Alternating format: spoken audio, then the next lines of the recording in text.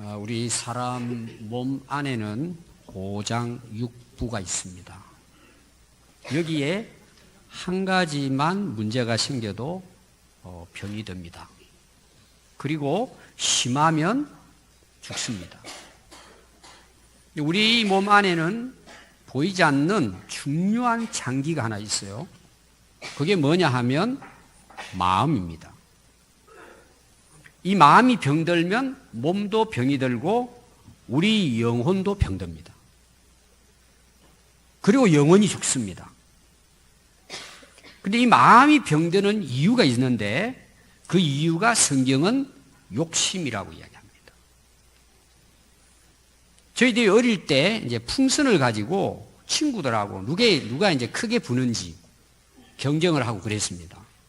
그때는 뭐 놀이기구가 많지 않으니까 뭐 풍선 또 여학생들은 뭐 고무줄 그렇게 했잖아요. 이제 풍선을 사가지고 그걸 이제 붑니다. 크게 불어야 되잖아요.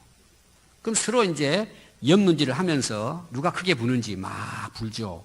더 크게, 더 크게, 더 크게. 그렇게 하다 보면 어떻게 돼요? 빵 하고 터져버립니다. 우리 마음의 욕심은 그냥 있질 않고 계속 커집니다, 이것이. 풍선이 부풀리는 것처럼 계속 커집니다, 욕심은. 끝이 없는 거죠. 욕심은 채울 수가 없어요. 그 욕심이 커지다 보면 결국 어떻게 될까요? 몸도 병들고 마음도 병들고 영혼도 병들고 나중에는 뭐예요? 그 인생이 빵 터져버립니다. 결국 죽음이죠. 그래서 오늘 우리가 읽은 이 야고보서 1장 15절에 욕심이 잉태한 즉 죄를 낳고 죄가 장성한 즉 사망을 낳는다고 했습니다. 우리 마음속에 이 욕심이 자리를 잡고 내 마음을 주장하고 나를 지배하기 시작하면 반드시 죄를 짓습니다. 그 욕심을 채우기 위해서 더 큰 욕심을 갖습니다. 그 욕심을 계속 채우려고 하다 보니까 계속해서 죄를 짓습니다. 나중에는 그 죄를 짓는 것이 그냥 일상생활이 됩니다. 습관이 돼버려요. 자기 자신도 몰라요. 내가 죄를 짓고 있으면서도 느낌이 없어요. 내가 잘못하고 있는데도 그게 잘못인지 몰라요. 그 죄가 계속해서 더 큰 죄를 짓게 되고 결국은 그 죄의 결과로 죽음에 이르게 됩니다. 그럼 우리 인간의 그 과한 욕심이 언제 끝날까요? 죽음 앞에서 끝납니다. 한 욕심 많은 노인이 살았습니다. 왕이 그걸 알고는 찾아갔어요. 이 노인에게. 그래서 이 왕이 노인에게 내가 당신에게 넓은 땅을 주겠다. 근데 조건이 있다. 해가 떠서 해가 질 때까지 말을 타고 당신이 갖고 싶은 땅을 돌고 오라는 것입니다. 근데 조건이 뭐냐 하면 해가 떠서 질 때까지 그 땅을 돌고 돌아와야 된다는 것입니다. 그러니까 이 노인이 막 아주 그냥 기분이 좋아가지고는 말을 막 준비해가지고 새벽녘에 그 말을 타고 막 달립니다. 자기가 원하는 넓은 땅을 달리면서 해가 지기 전에 돌아옵니다. 원래 이제 자리로 돌아왔죠. 뭐 쉬지도 않고 하루는 말을 타고 이제 돌았던 거죠. 그러고는 말에서 내리지도 못하고 너무 피곤하고 힘들어가지고 말에서 떨어져 죽었습니다. 그래서 왕이 많은 사람들이 볼 수 있도록 무덤을 크게 만들어가지고 거기다 묘비를 세우고는 거기에 걸기를 새겼습니다. 지나가는 사람들이 다 보도록. 그 걸기가 뭐냐 하면요, 이 무덤 속에 있는 사람은 이 나라의 반이나 되는 땅을 차지했다. 그러나 지금 그의 소유는 한 평밖에 되지 않는다. 여러분, 욕심은 단순한 문제가 아닙니다. 여러분, 욕심은 죄의 문제입니다. 이 죄의 문제는 죽고 사는 문제입니다. 심각하다는 거죠. 여러분, 욕심이 잉태하면 죄를 짓게 됩니다. 왜냐하면 그 욕심을 채워야 되기 때문입니다. 그럼 여러분, 그 욕심이 어떻게 채워집니까? 여러분 정상적으로 해가지고는 채워지기가 굉장히 어렵죠. 그러니까 어떻게 합니까? 수단과 방법을 가리지 않습니다. 그리고 그걸 채우려고 못된 짓을 서슴없이 합니다. 죄를 짓는 거죠. 여러분 우리가 욕심이 가하면은 반드시 죄를 짓습니다. 그 결과가 죽음입니다. 그럼 여러분 죄가 무엇입니까? 우리가 일반적으로 죄를 짓는다. 죄에 대한 이야기합니다. 여러분 죄가 뭘까요? 원래 그 죄의 원래 뜻이 몇 가지 있어요. 첫 번째가 뭐냐 하면 표적을 빗나갔다는 것입니다. 자, 우리가 활을 쏘는 궁수가 활을 쏘았잖아요. 근데 표적을 빗나가 버렸어요. 그럼 어떻게 되죠? 실격입니다. 두 번째 뜻이 뭐냐 하면 지정된 길을 이탈했다, 벗어났다는 것입니다. 자, 운동선수가 달립니다. 근데 빨리 달리기 위해서 다른 선수의 트랙을 돈 거예요. 그리고 막 지름길로 뛰고 자기가 뛰어야 할 트랙을 벗어나 버린 거죠. 1등 했어요. 실격입니다. 또 하나의 죄는 뭐냐? 법을 어겼다는 것입니다. 자, 우리가 교통법규를 어기면 벌금을 내죠. 남의 것을 빼앗고 강도짓을 하면 감옥에 갑니다. 또 너무 욕심이 많아서 다른 사람을 죽이고 그 사람의 재산을 내가 차지했습니다. 나중에 발각되면 사형에 처해집니다. 여러분 세상에나 하나님 앞에서나 죄는 반드시 형벌이 따릅니다. 그래서 히브리서 9장 27절에 보면 한 번 죽는 것은 사람에게 정해진 것이요. 우리가 다 죽잖아요. 우리 선배들 다 죽었잖아요. 무덤에 죽은 사람 다 누워있잖아요. 우리 다 죽어요. 그건 하나님 정해놨습니다. 그런데 그 후에는 하나님의 심판이 있다고 성경은 말하고 있습니다. 여러분 세상에서도요, 죄를 지어서 발각이 되면은 감옥 갑니다. 그런데 세상에 요사이는 뭐 CC 카메라도 있고 그 죄를 지으면은 이제 범인들을 쉽게 찾죠. 그럼 찾지 못하는 경우도 있고 또 뭐 그렇게 뭐 사소한 죄들은 또 신경도 안 쓰죠. 그 죄를 짓고 뭐 속여서 거짓말을 해서 그냥 벌을 안 받고 살 수 있습니다. 다시 말해 사람의 눈은 피할 수 있다 그 말이죠. 또 재판을 했는데 내가 돈이 많으니까 돈을 써가지고 좋은 변호사를 사서 내가 면죄받을 수도 있습니다. 그러나 하나님 앞에는 면죄도 있을 수가 없습니다. 숨길 수가 없습니다. 하나님 앞에는 반드시 심판을 받습니다. 왜냐하면 우리가 하나님을 믿기 때문에 하나님은 말씀하신 대로 이루십니다. 뭐 우리가 하나님을 안 믿으면 그럼 죽고 난 다음에 뭐 심판 신경을 쓰겠습니까? 뭐 죽으면 다 끝난다고 생각하는데 뭐 그런 사람들이야 편안하게 죄 짓고 편안하게 죽을 수 있어요. 그러나 우리가 성경을 진리로 믿는다면 심판은 반드시 있습니다. 그럼 우리가 이걸 어떻게 해야 됩니까? 반드시 하나님 앞에 회개해야 합니다. 여러분 기독교의 복음이 뭔 줄 아세요? 우리가 비록 죄인이지만 예수님 앞에 하나님 앞에 우리 죄를 고백하고 용서를 구하고 우리가 하나님 앞에 회개하면 하나님께서 그걸 용서해 주십니다. 우리 다 죄인이에요. 그런데 우리가 예수님을 믿고 우리의 죄를 토해내잖아요. 하나님 앞에 회개하잖아요. 우리는 회개할 때 뭐예요? 죄 사함을 받고 구원을 얻어서 영원한 천국에 갑니다. 이것이 기독교의 복음이에요. 바꾸고 말하면 회개 없는 용서는 있을 수가 없어요. 회개 없이 구원받는 것도 있을 수가 없어요. 회개 없이 천국 못 가요. 그래서 우리는 반드시 뭐예요? 회개해야 천국이 내게 임하는 거예요. 아멘. 이게 얼마나 이게 하나님의 큰 은혜인지 몰라요. 여러분 숨긴다고 숨겨지지 않습니다. 회개하지 않은 죄에 대해서는 반드시 하나님 앞에 심판을 받게 됩니다. 그럼 여러분 죄가 앞에 제가 세 가지 이야기했잖아요.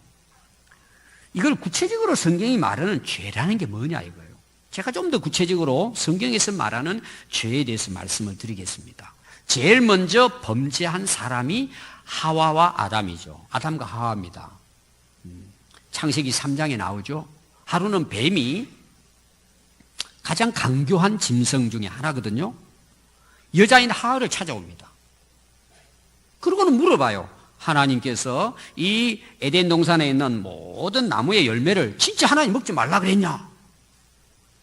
자, 이 말이 질문이 맞아요, 틀려요? 틀리는 거예요.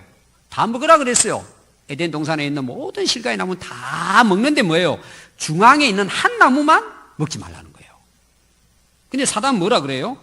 이 여자에게 모든 나무 열매를 먹지 말라고 했더냐? 그러니까 여자가 답변을 합니다. 동산의 나무 열매를 우리가 다 먹을 수 있는데 중앙에 있는 나무 열매는 하나님의 말씀에 막 먹지도 말고 만지지도 말고 하라고 했다. 그러면 죽을까 한다. 이 하와가 정확하게 모르고 있는 거죠. 뭐 만지지 말라고 했다. 이런 말 하나님이 안 하셨잖아요. 또 죽을까가 아니고 뭐예요? 죽는다고 말씀했거든요. 잘 모르고 이제 이야기하니까 뱀이 아름이 눈치를 친 거죠. 아, 하나님 말씀 잘 모르는구나. 그러고는 딱 하는 말이 뭔 줄 아세요? 너 그거 따먹어도 결코 죽지 않는다. 아주 자신있게 사단이 와서, 뱀이 와서 속이는 거죠. 너 그거를 따먹으면 눈이 밝아가지고 너도 하나님처럼 된다고 이야기하는 거예요. 자기가 피조물인데 조물주처럼 하나님처럼 된다는 거죠. 이 여자가 가가지고 보니까 진짜 먹음직도 하고 지혜롭게 할 만큼 탐스럽게 보이는 거예요. 따먹는 거예요. 먹고 나서는 자기 남편인 아담에게도 주었습니다. 여러분 창세기 2장 17절에 보면 하나님이 분명히 말씀을 했어요. 선악을 알게 하는 나무의 열매는 먹지 말라. 내가 먹는 날에는 반드시 죽으리라 하시니라. 하나님께서 우리 인간을 만들어 나오시고 최초로 주신 법이 이겁니다. 너희들 다 에덴 동산에 있는 거 다 너희들 다 먹을 수 있도록 내가 다 만들어 두었다. 그럼 다시 말하면 너희들이 살아가는데 조금도 부족함이 없다는 거죠. 너희들 평생을 먹어도 넘친다는 거죠. 충분하다는 거예요. 근데 하나님께서 딱 하나만 지정을 해서 이거 너희들 따먹으면 죽는다는 말씀입니다. 여러분 이게 뭔 뜻일까요? 너희들은 하나님의 말씀을 순종할 때에 에덴 동산이 된다는 거예요. 너희들이 행복해진다는 거죠. 하나님의 말씀 안에 살아갈 때만이 너희들이 평안하고 행복하고 번성할 수 있다는 내용이죠. 이게 하나님의 법이에요. 법은 굉장히 좋은 겁니다. 아담 하와를 위해서 준 법이에요. 하나님의 법이죠. 근데 여러분 아담 하와가 어떻게 합니까? 뱀의 유혹에 빠져가지고 그 하나님의 말씀을 어기는 거죠. 어기되니까 결론은 어떻게 돼요? 에덴 동산에서 추방을 당하고 평생을 죽으라고 일을 해야 먹고 살고 결국에는 죽는단 말이에요. 이게 첫 번째 우리 인간이 저지르는 죄입니다. 그럼 오늘날도 우리가 죄에 대해서 이야기했을 때는 여러 가지 있잖아요. 남을 뭐 속이기도 하고 남의 걸 훔치기도 하고 남을 막 폭행하기도 하고 굉장히 그 못된 죄악들을 범하잖아요. 우리는 그런 것만 죄라고 자꾸 생각해요. 하나님 앞에 근본적인 죄는 하나님의 법을 어기는 것입니다. 하나님 말씀을 벗어나는 거죠. 불순종입니다. 그럼 여러분 우리가 왜 이 세상을 살아가면서 하나님 말씀을 지키지 않고 하나님 말씀을 불순종하고 살까요? 여러분 이유가 어디 있을 것 같아요? 자기 욕심 때문이에요. 그러니까 욕심이 뭐예요? 과하면은 죄를 짓는 거예요. 그 죄가 계속해서 발전되면 어때요? 죽는 거예요, 자기가. 사망에 이르는 거죠. 여러분 하나님께서 이스라엘 백성들을 애굽에서 구원해 내십니다. 인도에 내시죠. 그러니까 종살이하는 이스라엘 백성들을 자유케 하신 거예요. 해방시켜 줬어요. 그리고는 하나님 약속하신 가나안 땅으로 하나님께서 앞서가시면 인도에 가시는 거예요. 근데 이제 시내산이라고 하는 곳이 한 달 정도 지나서 거기 도착을 해요. 그리고 하나님께서 그들에게 말씀을 주십니다. 모세를 통해서. 딱 그 말씀을 그들이 복잡하지 않고 아주 간단하게 그들이 알 수 있도록 10가지를 요약을 해가지고 주신 거예요. 그게 출애굽기 20장 1절부터 보면은 그것이 우리가 말하는 십계명이에요. 따라해봅시다. 십계명. 10가지 법이에요. 이제 너희들은 애굽의 사람이 아니고 하나님이 구원해낸 하나님의 백성이니까 하나님 백성들은 이 법을 지키고 살면 된다는 거예요. 하나님께서 직접 돌에다가 새겨서 십계명을 줬습니다. 그 이스라엘 백성들은 이제 그거 지키고 살면 어때요? 사막의 길도 40년이든 100년이든 뭐 어떤 어려운 환경 속에서도 하나님이 함께 하셔서 그걸 극복하고 이기게 하시는 거예요. 또 가나안 땅도 차지하게 되고 그 땅에서도 뭐예요? 하나님이 주신 은혜와 복을 누리고 살아갈 수 있도록 하신 거예요.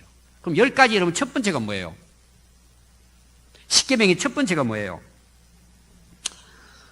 너는 나 외에는 다른 신을 내게 두지 말라는 거예요. 오늘 우리로 말하면 우상 숭배하지 말고 하나님만 섬기라는 내용이에요. 하나님만. 두 번째가 뭐냐 그러면은 너를 위하여 새긴 우상을 만들지 말아라. 네 욕심을 챙기기 위해서, 네 욕심을 이루기 위해서 우상을 만들지 말라는 거예요. 다시 바꾸고 말하면 오늘날 그 상을 만들어 가지고 거기 절하는 것 전부 다 자기를 위한 거예요. 여러분 옛날에 절간에도 다니고 미신도 섬겼잖아요. 뭐 바위 큰 요상하게 생긴 바위 밑에 가가지고 거기 효염이 있는 줄 알고 거기다 촛불 켜놓고 뭐 이렇게 제사상 차려놓고 그거 빌었잖아요. 뭐 빌었어요? 하나님의 영광을 위해 빌었습니까? 이 나라와 민족의 평화 통일을 위해 빌었습니까? 거의 대부분 뭐예요? 자녀가 없는 분들은 자녀 낳게 해달라고 빌고, 또 자녀가 어려움에 처했을 때 우리 자녀 잘 되게 해달라고, 또 몸이 아픈 사람이 있으면 낫게 해달라고, 그 이상도 그 이하도 없어요. 그 우상을 섬기는 목적은 뭐예요? 자기가 원하고 소원하는 욕심을 채우기 위해서 하는 거예요. 여러분 옛날에 보름달 보고 빌었어요, 안 빌었어요? 예수님 믿기 전에. 또 막 새벽에 막 새만금에 막 태양이 떠오르면 거기 가가지고 1년 소원을 빌면서 막 그 소원이 뭐예요? 하나님의 나라를 위한 겁니까? 하나님 뜻을 이루기 위한 거 자기 소원. 소원에 그냥 불이 나도록 빌었어요. 그게 우상입니다. 그 헛된 우상을 하나님이 섬기지 말라는 것입니다. 그럼 세 번째는 뭐죠? 하나님의 이름을 망령되게 부르지 말라는 거예요. 함부로 장난처럼 우스갯소리로 하나님 이름을 불러대지 말라는 거예요. 또 오늘로 말하면 하나님의 이름을 도용하지 말라는 거예요. 여러분 예레미야서 지금 우리 강해 새벽기도 보고 있잖아요. 거짓 선지자들은 어떻게 해요? 하나님이 말씀하지 않았는데도 하나님이 내게 말했다 그러고 백성들을 속이는 거예요. 그리고 백성들을 망하게 만드는 거예요. 오늘 우리 예수 믿는 사람이 세상에 나가서 자기 성공을 위해서, 또 간혹 국회의원이나 어떤 나라의 자리를 위해서 예수 이름, 하나님 이름을 이용해가지고 도용해가지고 표받는 사람도 있어요. 그게 다 하나님 앞에서는 불법이에요. 하나님의 이름을 이용해서 자기 이득을 챙기는 거죠. 우리가 생각해 봐야 될 부분이에요. 저는 목사잖아요. 사회 나가가지고 목사 이름을 핑계대고 거짓말할 수도 있어요. 오늘 우리 예수 믿는 사람들이 예수님의 이름으로, 하나님의 이름으로 못된 짓을 하다 보니까 어때요? 그 예수님을 사람들이 안 믿으려고 하는 거예요. 누구 책임이에요? 여호와의 이름을 망령되이 이용하는 우리 때문이에요. 회개해야 돼요. 세 번째가 뭘까요? 안식일을 기억하여 거룩하게 지키라. 오늘 우리 말로 예배예요. 주 예배예요. 여러분들 거룩하여 하나님 앞에 예배드리라는데 여러분 어떻습니까? 거룩하게 구별해서 세상의 어떤 그 장소, 시간, 어떤 그 정성, 과학 구별해서 여러분 하나님 앞에 우리가 나와서 예배를 진정으로 드리고 있느냐는 거죠. 과거 우리 믿음의 선배들은 목숨을 걸고 주의를 지켰습니다. 가난해도 핍박을 받아도 생명을 담보로 예배드렸습니다. 그래서 우리 한국 이 남한이 하나님의 은혜로 복을 받고 70년 가까이 평안을 유지해 왔습니다. 오늘 우리가 어떻게 하나님께 예배드리고 있을까? 내 형편에 맞게, 내 기분에 따라서 그냥 적당한 예배죠. 불법이라는 거죠. 여러분 정말 돌아보셔야 돼요. 이게 일반화되어 가고 있어요. 여러분 그게 옳은 일일까요? 오늘의 형편에 맞도록. 목사님 지금 사회가 다 그래요. 그렇죠. 그러나 그것은 하나님 말씀이 아니에요. 그것이 잘못된 것이지 하나님 말씀이 잘못된 게 아니에요. 여러분 어떻게 할래요? 어떻게 하실래요? 여러분? 계속 그냥 내가 하고 싶은 대로 예배드리는 거죠. 성경은 그게 죄라는 거예요. 여러분 이것도 회개하지 않으면 용서받을 수가 없어요. 우리가 신앙생활 하는 것을 가볍게 여기면 안 돼요. 하나님의 법에 따라 해야 돼요. 우리는 그 싸움을 하는 거예요. 여러분 다섯 번째가 뭡니까? 내 부모를 공경하라는 것입니다. 여러분 크게 보면은 하나님 말씀 순종하고 부모님 말씀 순종하라는 게 계명입니다, 사실은. 근데 왜 다섯째 계명에 부모의 말씀에 순종하라고 나올까요? 하나님은 안 보이십니다, 어릴 때. 부모님은 보여요. 부모님이 가르쳐요. 근데 어릴 때부터 부모의 말씀을 순종하지 않아요. 그 아이는 커서 보이지 않는 하나님 말씀에 순종하기는 극히 어려워요. 어떻게 보면 불가능할지도 몰라요. 여러분 부모님에게 순종하고 안 하는 것은 내 선택이 아니에요. 순종해야 되는 거예요. 왜 그렇죠? 하나님의 법이에요. 여러분 어릴 때부터 부모의 말씀을 순종하지 않는 사람이 잘 되는 길이 있을까요? 성경은 잘 되지 않는다고 이야기해요. 부모에게 순종해야 네가 잘 되고 장수한다고 성경은 말하고 있어요. 그럼 우리가 순종해야죠. 왜? 하나님의 법이기 때문에. 우리가 하나님의 백성이라면 순종하셔야 되는 거예요.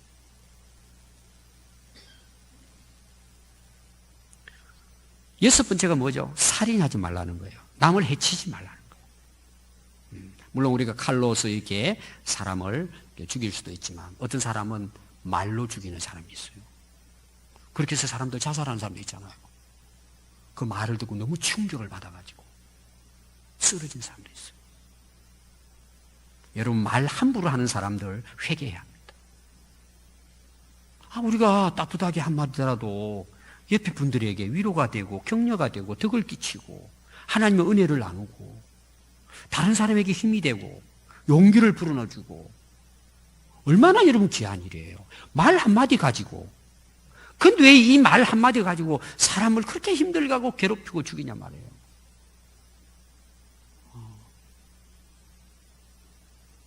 일곱 번째가 뭐죠? 간음하지 말라는 거예요. 저보다 여러분들이 더 잘 알 거예요. 오늘 시대가 어떤 시대인지. 완전히 성적으로 타락한 시대에 살고 있어요. 겉으로는 다 신사숙녀처럼 사는데 밤이 되면 어떻게 사는지 아무도 몰라요. 밤문화. 우리나라 심각해요. 여러분 사람들은 모를 수 있어요. 하나님 앞에 속일 수 있을까요? 혹시라도 여러분들이 여기에 벗어나지 못한 사람 오늘 이 말씀 듣고 회개하세요. 이게 하나님의 법이에요. 목사님 세상이 다 그렇게 살아요. 그건 세상 사람들이 그렇게 사는 거예요. 하나님의 백성은 하나님의 법을 지켜야 돼요. 어떤 일이 있어도. 더욱이 더 이런 세상일수록 우리 그리스도인들이 세상에 빛이 되어야 돼요. 더욱이 더. 여덟 번째가 뭡니까? 도둑질하지 말라는 거예요. 왜 남의 것을 도둑질해요? 욕심을 가지면 다 이런 범죄를 저지르는 거예요. 왜 남의 것을 훔쳐요? 왜 남을 사기쳐가지고 남의 것을 가지고 자기가 잘 먹고 잘 사냐 말이에요. 오늘날 보세요. 나오는 뉴스를 다 보세요. 다 걸려 들어간 사람 정치꾼들뿐만 아니라 다 보세요. 다 뭐가 관련돼 있어요. 도둑질과 다 관련돼 있어요. 왜 남의 것을 훔쳐요? 왜 깡패짓을 한단 말이에요. 남을 협박하고. 이게 여러분 우리나라 정치와 경제 역사잖아요. 정경 유착돼가지고 그게 나라도 망쳐지는 거죠. 회사들도 무너뜨리고. 왜 남의 것을 도둑질하는 말이에요? 있는 것으로 감사하고 살아야죠. 그게 욕심이 과하니까 그런 거예요. 여러분 절대 도둑질하지 마세요. 하나님의 법이에요. 그럼 여러분 그렇게 살다 보면 참 어려울 수 있어요. 여러분 하나님 살아계세요. 여러분 다 진짜 우리가 하나님 말씀대로 살면요, 하나님이 때를 따라 다 도와주십니다. 하나님 살아계신다면. 또 그런 사람들은요, 열심히 삽니다. 진짜 땀 흘려 열심히 삽니다. 성실하게 삽니다. 그러니까 사회에 나가도요, 인정받아요. 인정받는다니까요. 저는 그런 사람 이야기를 많이 들어요. 우리 성도들 중에 목사님 제가 이렇게 했더니 이렇게 돼서 참 이렇게 인정받아가지고 이렇게 참 잘 돼간다고. 여러분 세상 사람들도 다 알아요. 회사를 위해 진짜 마음을 다해 정성을 다해서 내 일처럼 하는 사람에게 여러분 다 압니다. 사장도. 모르는 사장이 이제 문제겠지만. 여러분 도둑질 하지 맙시다. 뭐 하진 않겠지만 여러분들. 여덟 번째가 뭐죠? 내 이웃에 대하여 거짓 증거하지 말라는 거예요. 이게 어떤 이야기냐 이런 거예요. 이 사람이 죄를 지었어요. 남을 괴롭혔어요. 그 재판을 받아요. 근데 증인을 세우는데 친구를 증인을 세우는 거예요. 그리고 돈을 받아가지고 챙기고 거짓 증인을 하는 거예요. 그러고는 죄 없는 사람이 구속되는 거예요. 여러분 구속된 사람의 마음이 어떨 것 같아요? 뒤바뀌어졌으니까.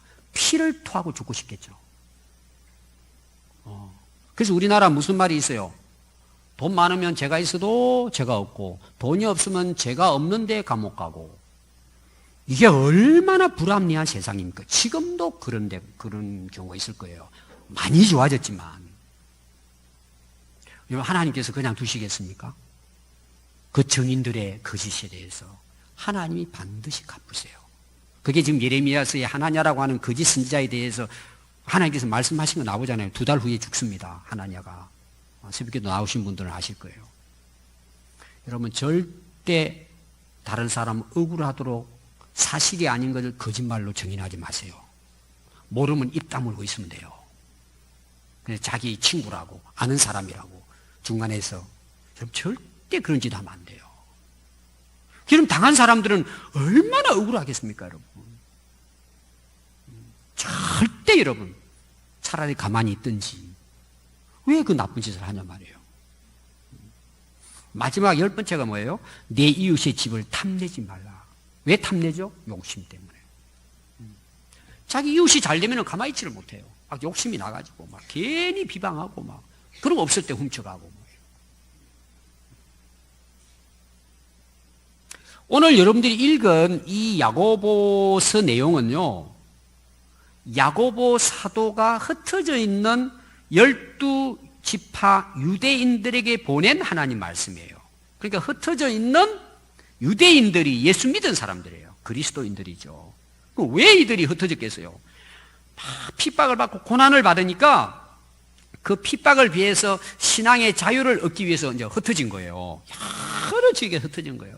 근데 흩어져서 살니까 여러분 얼마나 힘들겠어요. 살아가는 것도 힘들겠지만 또 거기 갔더니 뭐예요? 거기도 핍박이 있겠죠.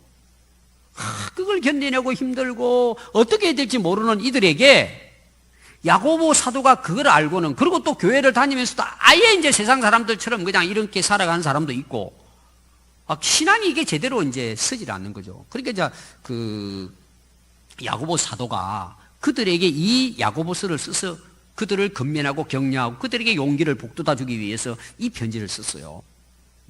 근데 그 내용을 여러분들이 보시면요, 시험에 대한 내용이 나와요. 시험 받거든, 시험 당하거든, 시련이 있거든. 그러면서 하는 말씀이 뭔지 아세요? 그걸 끝까지 인내하라는 거예요. 그걸 견뎌내라는 거예요. 그 시험을 너희들이 잘 견뎌내라. 근데 얼마나 그게 힘들어요. 너희들이 정말 견디기 어렵고 힘들면은 하나님께 엎드려서 지혜를 구해라, 지혜를. 그 시험에 빠지지 말고 넘어지지 말고 하나님께 기도하면 하나님께서 지혜를 주셔서 너희들 그걸 깨닫고 이기게 할 것이다. 그리고 나중에 견디고 승리하면은 생명의 면류관을 너희들이 얻을 것이다. 근데 이들이 이제 어려움을 당하지 않았겠어요? 그러니까 어떤 사람은 이렇게 이야기하는 거예요. 하나님께서 우리에게 이런 시험을 줘가지고 우리가 이렇게 힘이 든다고. 지금 그 성경 내용이 그런 내용이에요. 여러분들이 13절 보시면 사람이 시험을 받을 때에 내가 하나님께 시험을 받는다 하지 말라. 하나님께서는 절대 악에게 시험 받지도 않고 악하게 다른 사람을 시험하지 않으신다는 거예요. 그럼 어떻게, 왜 시험을 받아요? 이유를 거기 14절에 설명하고 있습니다. 오직 각 사람이 시험을 받아 유혹을 당해서 쓰러지고 넘어지는 이유는 자기 욕심에 자기가 끌려 미혹받기 때문이라는 거예요. 자기가 시험 당해가지고 자기가 쓰러지고 패하는데 이유가 뭐냐? 자기 욕심 때문이라는 거예요. 욕심 때문에. 많은 분들이 이제 여러분 살아가다 보면 참 힘든 일이 있으면 남을 탓하잖아요. 대개 보면은 이제 뭐 좋은 부모님 밑에서 태어나서 자라면 참 축복이죠. 대개 우리가 그렇지 못하잖아요. 옛날 우리 부모들이 다 힘들게 살아오셨잖아요. 자기가 잘못된 거에 대해 자꾸 부모 탓을 하는 거예요. 그럼 자기는 책임이 없을까요? 아니, 어려운 가정에서 훌륭하게 된 사람도 많아요. 오늘부터 여러분 부모님 탓하지 마세요. 또 부모들 입장에서는 또 자녀 탓하는 사람들이 있어요. 내가 네 때문에 이 고생한다고. 내가 너를 낳아놓고 왜 미역국을 먹었는지 모르겠다. 뭐 이런 이야기도 했었고. 자식 탓을 해요. 또 특별히 우리 아내 된 여러분, 오늘부터 남편 탓하지 마세요. 싸우면 뭐라 그래요? 내가 당신 잘못 만나가지고 이 고생한다고. 또 남편 입장은 어떨까요? 난 당신 잘못 만나고 내가 이 고생이야. 돈 많은 여자 만났으면 내가 이 고생 안 해. 좋은 집안 여자 만났으면 내가 이 고생 안 한다고. 당신 올 때 뭐 가져온 게 있어? 이것도 싸워요. 참 난자 진짜. 아 정말 그 소갈머리. 그럼 여러분 보세요. 그렇게 해서 남 탓만 해요. 다 해봐요. 맨날 전쟁해야 돼요. 남 탓하지 말라는 거예요. 왜 그렇게 됐다는 거예요? 자기 욕심 때문에 그렇게 됐다. 자기 욕심 때문에. 그럼 자기를 고쳐야죠. 여러분 절대 오늘 이 말씀 듣고 자기를 돌아봐야지 남 탓하지 마세요. 남 탓하면 절대 변화되지 않아요. 가정의 평화는 찾아올 수 없어요. 자기를 돌아봐야 돼요. 아, 내 욕심 때문에 내가 욕심에 끌려서 미혹을 당해서 이런 일이 일어났구나. 그리고 자기가 변화돼야 다른 사람도 변화가 되죠. 오늘 여러분들이 16절에 보면 이런 말씀으로 결론을 내려 오늘 읽은 말씀 중에 내 사랑하는 형제들아 속지 말라 그랬어요. 한번 따라해 보겠습니다. 속지 말라. 왜 그랬을 것 같아요? 자, 우리가 욕심을 가지고 미혹을 당해요. 누가 우리를 미혹해요? 사탄 마귀가 유혹하는 거예요. 아까 아담 하와가 처음에 범죄하잖아요. 누가 찾아와서 그를 속여요? 뱀이 와서 속이는 거. 뱀은 사단 마귀를 상징하는 거거든요. 여러분 예수님께서도 요한복음 8장 44절에 보면 너희는 너희 아비 마귀에게 났으니 너희 아비의 욕심대로 너희도 행하고자 하느니라. 그는 처음부터 살인자요 진리가 그 속에 없으므로 진리에 서지 못하고 거짓을 말할 때마다 제 것으로 말하나니 이는 그가 거짓말쟁이요 거짓의 아비가 되었느니라. 사단 마귀는 우리를 속입니다. 교묘하게 속입니다. 여러분 속는 사람은 어떤 사람인 줄 아세요? 거기에 욕심을 가진 사람입니다. 여러분 사단 마귀는요 너무나 잘합니다. 여러분들 돈만 하고 살아보십시오. 사단 마귀는요 돈을 짊어지고 우리한테 찾아옵니다. 그럼 우리가 어떻게 돼요? 눈이 뒤집어지죠. 어소시 하고 안고 살아요. 그럼 여러분 사단이 왜 그렇게 유혹할까요? 우리를 멸망시키기 위해서 그렇게 하는 거예요. 또 내가 좋아하는 게 뭐가 있어요? 사단 마귀는 정확하게 알고 있습니다. 미끼를 알고 있단 말이에요. 저 사람 뭐 먹는 거구나. 삼겹살이면 끝나는구나. 이렇게 싸짐을 주고 오는 거예요. 그러고 마음껏 막 때려 먹는 거예요, 그냥. 나중에 어떻게 돼요? 쓰러지게 만들죠. 사단은 정확하게 우리가 어떻게 해야 미혹에 걸리는지 다 알고 있습니다. 저도 낚시를 해봤어요. 저 문유도 가가지고 몇 년 전에 우리 교육자들하고. 거기는 반드시 미끼를 낚싯바늘에 넣어야 돼요. 제가 생각하는 미끼는 세 가지가 있어요. 하나는 밥풀, 두 번째는 새우, 세 번째는 지렁이. 이런 뭐가 잘못 같아요? 지렁이입니다, 지렁이. 예, 가가지고 뭘 압니까, 제가? 그래서 밥풀이 있길래 옛날 어릴 때 그렇게 했거든요. 어릴 때 밥풀을 끼워가지고 던졌더니 한 마리도 안 잡히더라고. 근데 멍청한 거는 물어요, 그걸. 물기는. 근데 큰 건 안 물어요. 근데 이 지렁이는 냄새가 나거든요. 다시 말하면은 유혹을 받단 말이에요. 그 냄새를 맡고. 그러니까 처음 잘하는 사람은 깻묵도 던지고 그러잖아요. 냄새 맡고 오라고. 기가 막히게 그 고기들이 좋아하는 거. 그게 덥석 물잖아요. 그러니까 어떻게 돼요? 매운탕 끓이가 되죠. 우리도 마찬가지입니다, 여러분. 사탄은 정확하게 알고 있습니다. 나를 어떻게 유혹하고 미혹하면 꿰가지고 낚싯바늘에 걸려 올라오는지 알아요. 욕심입니다, 여러분. 조심해야 된다는 거죠. 꼭 기억해야 될 것이 뭐냐 하면은요, 이 사탄 마귀가 우리를 유혹해서 하는 일이 목적이 있어요. 첫 번째가 뭐냐 하면은 마가복음 4장 19절에 보면 세상의 염려와 재물의 유혹과 기타 욕심이 들어와 말씀을 막아 결실하지 못하게 한다 그랬어요. 하나님의 말씀이 안 들려요. 여러분 욕심으로 가득 차면요 절대 말씀이 안 들리고 말씀에 관심 없고 들어도 깨닫지 못하고 들어도 몰라요.